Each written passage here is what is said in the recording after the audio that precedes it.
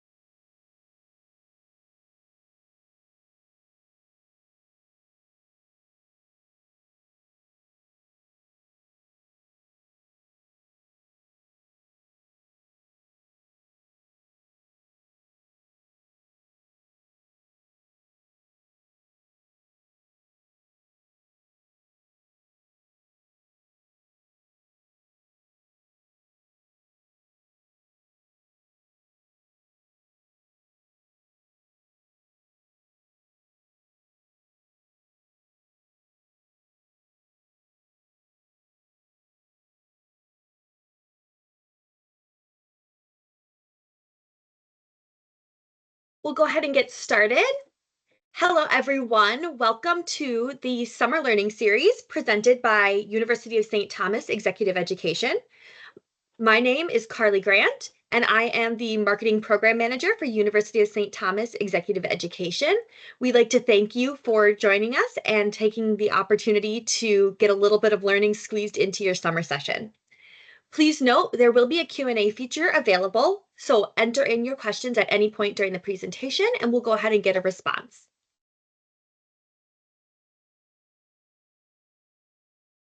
For those unfamiliar, University of St. Thomas Executive Education is a program designed for individuals and organizations to build their professional development. We offer a series of custom courses as well as in-person on-demand courses that are available to professionals of all levels. The University of St. Thomas does occupy the ancestral and current homelands of the Dakota people.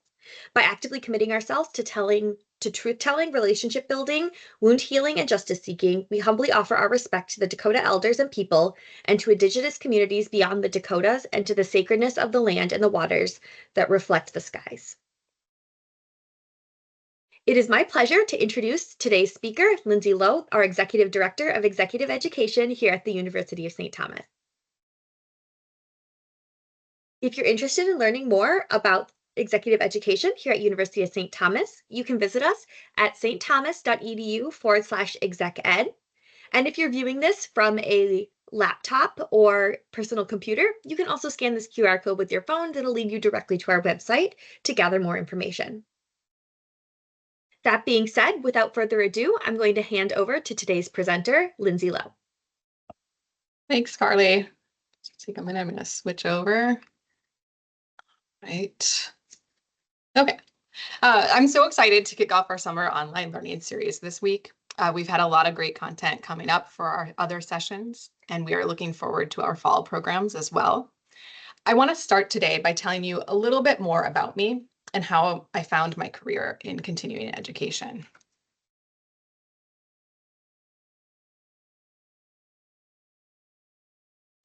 So I recently took the Clifton Strengths Assessment in a class that I am taking. And probably to the surprise of no one who has ever known me, one of my top 5 strengths was learner. As I was reading the description, this part resonated with me. The process, more than the content or the result, is especially exciting for you. You are energized by the steady and deliberate journey from ignorance to competence, the thrill of the first few facts, the early efforts to recite or practice what you have learned, the growing confidence of a skill mastered. This is the process that entices you. This truly explains so much. Why, when I sit down to read an article or when I'm listening to a podcast, I stop about 200 times to let my husband know something interesting I just learned. I was very fortunate to grow up with 2 incredible parents. My mom was a microbiologist, eventually retiring at 3M, and my dad was a college football coach. It was through him that I spent a large part of my childhood on college campuses, For those of you who don't find yourself on a college campus frequently, they are truly extraordinary places. And I believe it has to do with the learning that is taking place. There is an energy in that, and you can feel it when you are there. I think I knew early on in my career that higher education was where I was going to end up. But it was at UC Berkeley Extension where I discovered my passion for continuing and professional education, a place where I could share my love of learning, not just with eager undergraduates, but with adult learners, the people who find themselves for various reasons back at school. These were my people, and I'm so happy to be here today to share my love of professional development and lifelong learning with you. For today's agenda, we are primarily going to focus on professional development. What is it? Why is it important? Who should engage in it? Where can it take place? When and how is it implemented?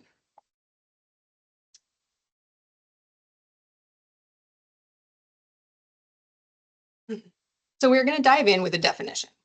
Professional development is the ongoing process of acquiring skills, knowledge, and experiences that enhance growth and effectiveness. I like this definition as a couple of key components jump out to me. The first thing, that it is an ongoing process. It isn't something that you need to do once and then you are finished. We are always finding new approaches, facing new challenges that need to be resolved, and adapting to new technologies. The second key component is not just the skills and knowledge that is gained, but also the experience. We will talk a little bit about this later, but it is a powerful element of professional development. And the last key component is that it enhances both growth and effectiveness, meaning you must get something out of it. So we jump into the next question on why is professional development so important? According to Training Magazine's 2023 industry report, which surveys US-based corporations and educational institutions, training expenditures have continued to climb post-pandemic, up to $101.8 billion in 2023. The bottom line is that companies are investing in professional development as they continue to see its importance. So what is it exactly that the corporations see, and what makes professional development so important in today's world? The professional services company Accenture estimates that 40% of all working hours could be impacted by large language AI models, such as ChatGPT-4. They go on to explain that it is because language tasks account for 62% of the total time employees work. No matter the industry, in today's world, things are changing rapidly. Between the impact of AI, updated industry standards, or even regulatory changes, it has never been more important to ensure that you are staying current with the tools, technologies, and methodologies that are relevant to your field. In our upcoming webinars, we're going to talk about two areas that are changing rapidly, with conversations on digital marketing and business in the face of AI. We all know the impact of AI on the workplace is going to be profound. But in addition to knowing how to use it in our day-to-day jobs, many of us may also experience newfound efficiency in our roles, which opens the door to additional skills and knowledge we will need to fill the gaps now left with that increased efficiency. It's becoming increasingly hard to imagine that a person can last a whole career only with what they learned in the first stages of their life. Throughout my career in continuing education, I've been so fortunate to work with many individuals who come through our programs and then qualify for a promotion or move into a new career field entirely. When you're looking to upskill for a job opportunity or looking to change careers, professional development becomes a vital resource on that journey. According to the American Upskilling Study, Empowering Workers for the Jobs of Tomorrow from Gallup, 71% of workers said that training and development increased their job satisfaction, and 61% said that upskilling opportunities are an important reason to stay at their job. Whether you are looking for professional development opportunities for your team or taking some professional development for yourself, one of the outcomes may be an increase in your overall job satisfaction. And the final reason professional development is so important is organizational success. And I want to dig into this a little bit more, as I think a large area of skepticism surrounding professional development is around what the impact is on the organization. As we saw in the previous slide, companies are investing in training, but I think there is still a lot of uncertainty around why it is a good investment. There was a large-scale meta-analysis of 335 independent studies with 26,573 participants, which, just on a brief side note, meta-analyses are considered a gold standard in the research world, as they can combine data and detect effects that may be missed by smaller individual studies. This study, published in the Journal of Applied Psychology, showed that when done well, incorporating some factors we will share later, professional development can have the following effects. There was a 28% improvement in leadership behavior on the job. There was a 20% improvement in overall job performance. There's a 25% improvement in organizational outcomes, which included financial metrics, productivity metrics, and other outcomes such as employee engagement. Not included on this slide, but also interesting from that study, for those leading teams, they also saw an increase of 8% in team member performance of those leaders who participated in that leadership development. So the team members did not participate, did not have any professional development, but just because their leader had that, their performance increased. So whether it is to adapt to new technologies, stay current with compliance, enhancing your skills and knowledge to advance your career, or companies looking to increase job satisfaction or organizational outcomes, the important role professional development plays in the world today is clear. So when I think about who are the key players, the first and foremost are the professionals who, regardless of their career stage, engage in the programs. This can truly range from entry-level employees to the very senior executives within an organization. As I mentioned previously, there are many reasons you may find yourself engaging in professional development, and there are many ways in which you can engage in it. Here at St. Thomas, we have many individuals who take our open enrollment programs as a part of their annual professional development budget. We have a great flyer that addresses talking to your employer about funding that we will share at the end of the session. In addition, we also work with several organizations to design and implement a customized program for their employees. It is a great option to help companies with a specific skill development need. Either way, organizations typically play a key role in professional development. Sometimes there's a very specific need. Individuals and companies can work with an independent consultant to meet that need. An example could be for a time when a company is going through a merger. They may bring in an independent consultant to work with them during that process. And the final player are educational institutions. And depending on the format, content, and program, it could come from a variety of areas within a university or college, including but not limited to executive education. The next question is where? Where does professional development take place?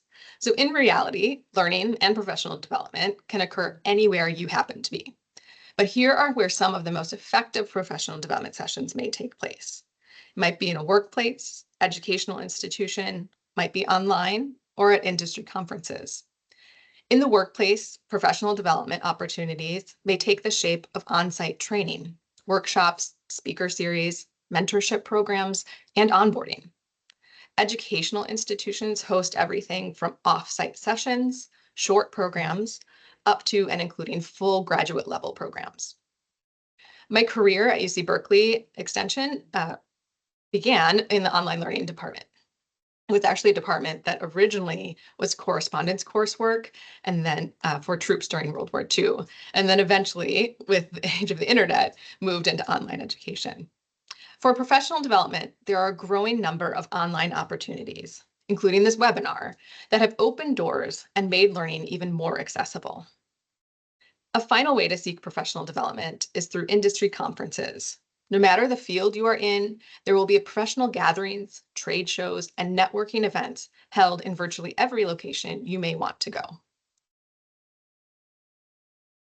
So in thinking about when you engage with professional development, To answer that question, the key is that it should be continuously. So going back to the definition, ongoing was a key component. That doesn't mean that you should be constantly sitting in webinars and never having time to apply what you've learned to the work that needs to get done. Rather, it is something that you make a part of your regular professional goals throughout the year. So depending on your company's policies on reimbursement or budgeting, you can organize your professional opportunities on a schedule so that ties into their process. Another period that may make sense for professional development in your career is when you have or are contemplating a career transition. Whether it's a promotion or a new role, you may find yourself at a point when it is necessary for some additional skill development. When I first applied for a leadership role, I dove into the resources that were available in that time frame and within my budget that I could use to fill in some of the skill gaps that I had from not having a formal leadership role yet in my career. Another good time may be when you find that new skills are needed in your job for a specific project or task, and you seek out where to learn what is needed to get the job done. As you navigate throughout your career, there will be times when you make a job change, when you earn promotion, get assigned a new project, or simply have some extra professional development funds for the year. No matter how you've arrived at that point, if you continuously include professional development into your own goals, you'll be ready and be able to strategically navigate these points within your career. So how is professional development implemented? Lifelong learning can encompass so many things. My husband and I recently watched a show on Apple TV on Benjamin Franklin, which of course led me to picking up a book on Washington and Franklin and their relationship. I also follow an Instagram account called Cooking with Fiona, where she makes the most beautiful handmade pasta I've ever seen. It's like edible artwork. She inspires me to someday take up a class. I could go on and on with examples of all the ways I have continued to incorporate lifelong learning into my personal pastimes. But we are here to specifically dive into professional development, which may be one of the most common areas of lifelong learning that people engage in. Like almost any kind of learning, professional development can take on many forms. The first, and what probably comes top of mind when you hear someone talk about professional development, is those formal programs. These are the structured programs, workshops, or training sessions that are provided through educational institutions or your organizations. They're typically in a group setting where you are getting instruction and interaction with a facilitator and other participants in the program. The next is self-learning. Like what I described above, reading books, articles, watching an online tutorial are all incorporated here. Where you have initiated the learning and there is little to no interaction, it is almost entirely self-directed. We've all probably experienced this type of learning in our careers as well. In my recent job transition, I went from a Google-based system to a Microsoft system. There have been numerous searches on how to do a particular task on the Microsoft platform. I watch a quick YouTube video and I'm all set. The next way you may practice professional development is through mentorship or formal coaching. Mentorship programs can take on various formats, but are almost always set up to provide guidance and support from a more experienced colleague. Formal coaching typically is an external coach who can provide a different perspective. Both coaching and mentorship represent a very individualized form of professional development. And although this may not always come to mind when you think of professional development, onboarding, on-the-job training, and participating in special projects or task forces should be included. And the last is feedback and evaluation. If you participate in regular performance reviews and receive feedback to identify areas for improvement and development, you are participating in your professional development. So now that I've gone through all the ins and outs, I want each of you to take a moment and think about what was the best professional development you have ever done. What made it so good? Do you still apply those skills you learned? I want you to think about where it took place. Who, if anyone, also participated? Where were you in your career when you took it? Okay, once you have it in mind, I want you to continue to think about it as we go through the elements of highly effective professional development. Think about what elements did your example include? Which ones did it not have? Before we dive into it, I want to share my example. I still rave about this workshop, and I still share the takeaways and the workbook with colleagues as it was a game changer for me. The title of the workshop and the workbook was Accomplishing More with Google Apps. It was a 2-day workshop on site at UC Berkeley, led by Pierre Kawand. The content was focused on how to use the Google Apps platform to increase efficiency and better manage interruptions, while also being responsive to the demands of your role. I left with a set of tools that I put into use immediately and that I maintain to this day. The long story short is that it taught me how to manage an inbox that was completely dysfunctional and become an inbox zero kind of a person. As we go through the next slides, I will tie back into my example to illustrate what each looks like in action. So key component number 1 is clear objectives and goals. These specific and measurable goals should be aligned with both the individual's and the organization's needs. Clear objectives help the participants understand the purpose and expected outcomes of the training. In my example, the program tied into a personal need that I had, which was to improve my overall organization and prioritization in my day-to-day work. My organization certainly had a need for increased staff efficiency. On the first day of the program, we went over the objectives for the 2 days that emphasized the importance of the increased efficiency and exactly what we would take with us when we left. Key component number 2 is relevance to practice. The content should be directly applicable to the participants' roles and responsibilities. This ensures that the skills and knowledge gained can be immediately put into practice. At the time that I took this program, I was in a role where I served as the frontline customer service representative for the department. I would easily get 50 to 60 actionable emails each day. And when I say I was drowning in email, I meant it. And every time a new email came in, which was frequently, it would interrupt whatever I had been working on. I left day 1 of the workshop and immediately got to work organizing my inbox. It took weeks to finish. When I think back on it, it was probably the most relevant professional development I could have taken at the time. But why this is important is that at a different time in my career, where my email volume is significantly reduced, it may not have been all that applicable. As you search for professional development opportunities, you need to think about your ability to use the content immediately. Key component number 3 is active learning. So engaging participants through interactive activities, discussions, hands-on practice, and real-world problem solving enhances learning and retention. Passive learning methods, such as lectures, are less effective. Interaction is a key feature of a high-quality professional development program. In the Accomplishing More with Google Apps workshop, one of the activities we did was to bring a hard copy of our email folder structure, if you had one at all. We then spent time in class reviewing what we had and mapping out what would be a more efficient system. By penciling it out in class and then having to describe it to others, we moved from what could have been a very passive method of him throwing up a slide of what a model folder structure would look like. We were able to put what he was teaching into action right away. Key component number 4 is ongoing support and follow-up. The very best professional development doesn't end when the presentation is over. It should not be a one-time event. Continuous support, mentoring, coaching, and follow-up sessions help reinforce learning and address any challenges participants may face when applying new skills. Sometimes this does mean that you would have access to individualized resources through a mentor or executive coach, but not everyone would necessarily have those available. But that doesn't mean there are not ways to connect, seek out that continuous support or guidance.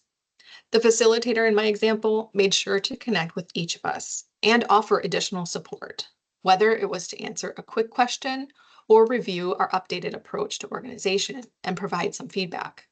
It was enough to ensure that as we went back out into the realities of our job, that we still had access where we could continue to apply what we learned. Key component number 5, collaborative learning. Encouraging collaboration and sharing of best practices among peers fosters a supportive learning environment. Group activities, peer observations, and professional learning communities are examples of collaborative learning strategies. Without having the group activities and the learning community that was created during that workshop, I may not have walked away with the same determination to take on the challenge that was creating a system in what was complete chaos. I'll be honest, when the program started that day, I was not in a positive mental space. I was feeling completely overwhelmed at work. I knew that being out of the office for the professional development was only going to put me farther and farther behind. And when Pierre started talking about how to prioritize, the examples that he used did not match what I was experiencing. It is easy to review 2 emails and determine a priority when one email was asking for something that was due at 5 p.m. and the other was asking for something by next week. But how do you handle 20 emails from 20 individuals who are all in need of program certifications by noon so that they meet the state mandated deadline? If I missed someone, they would have not been able to teach in the upcoming school year. Their jobs were on the line. The pressure from that was intense. But then we started to have some small group discussions. We were able to talk through examples with other classmates who were in similar roles and had similar pressures. Through that collaborative process, I was able to work through those initial roadblocks to my own learning.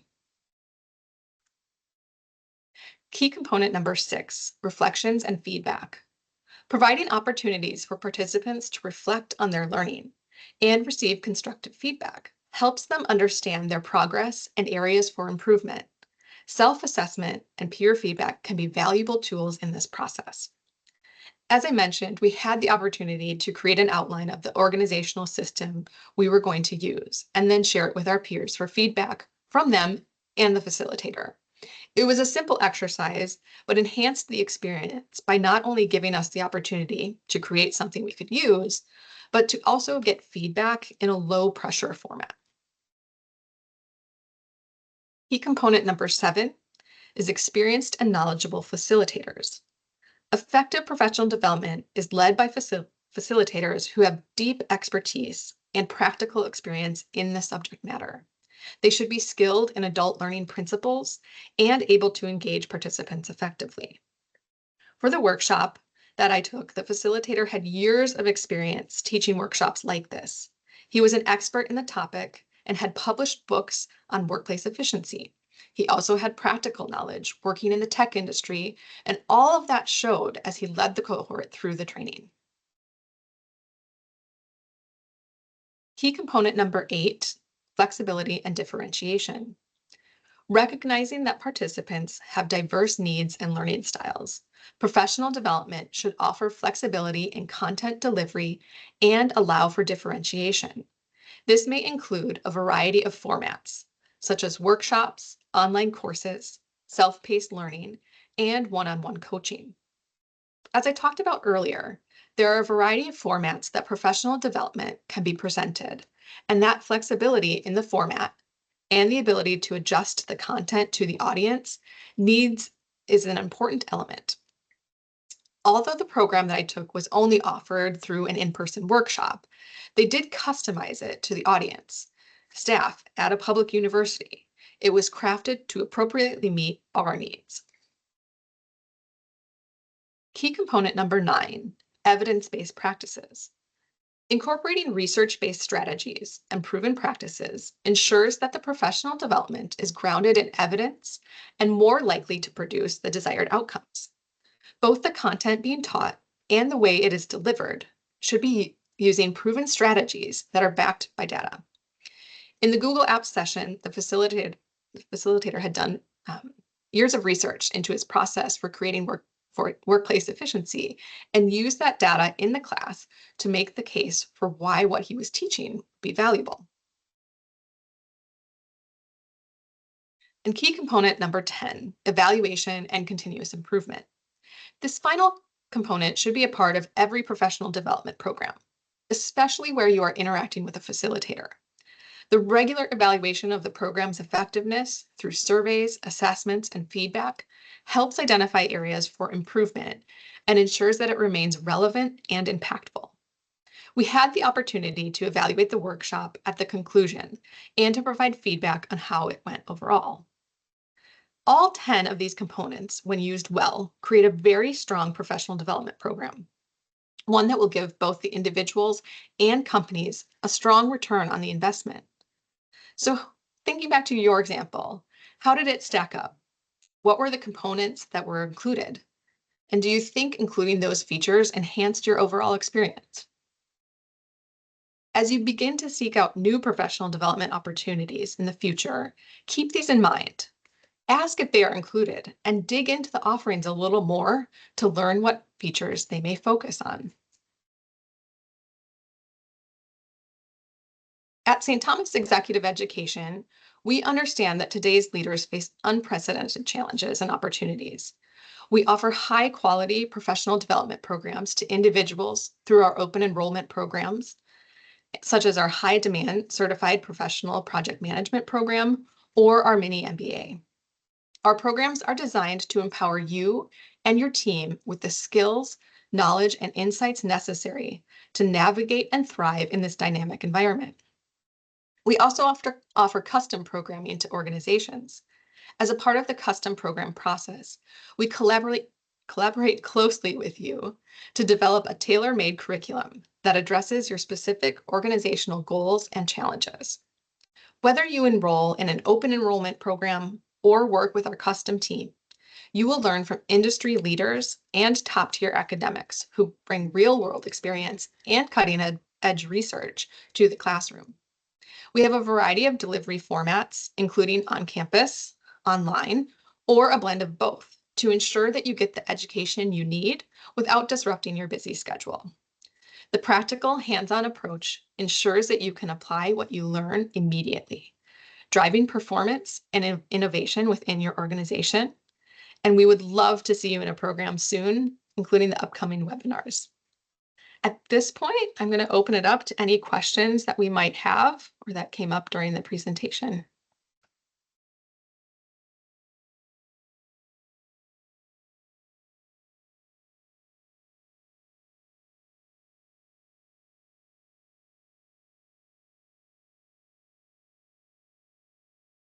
So if we don't have any questions, that's all right. But with that, I'm just going to say thanks for coming today, and I'm going to hand it back to Carly.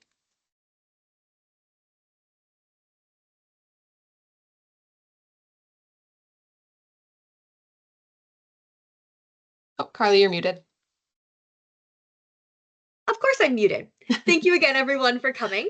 If you're looking for more information, you can visit us at stthomas.edu/exec-ed. You can also scan what's on the screen if you're currently watching this on a desktop or laptop, and that will direct you straight to our website. If you have any additional questions too, please feel free to reach out to Lindsey or myself. You will get a recording of this in your inbox shortly if you want to share that with additional members of your team or additional members of your learning community. Thank you, everyone, and have a wonderful rest of your day. Thank you.